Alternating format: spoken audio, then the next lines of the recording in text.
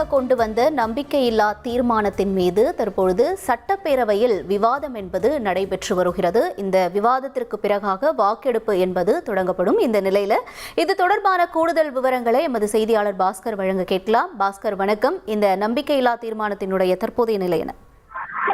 தமிழக சட்டப்பேரவையில சபாநாயகர் அப்பாவு அவர்களை பதவி நீக்கம் செய்ய வேண்டி அதிமுக சார்பாக சபாநாயகர் மீது நம்பிக்கையில்லா தீர்மானம் கடந்த 11ஆம் தேதி கொடுக்கப்பட்டது.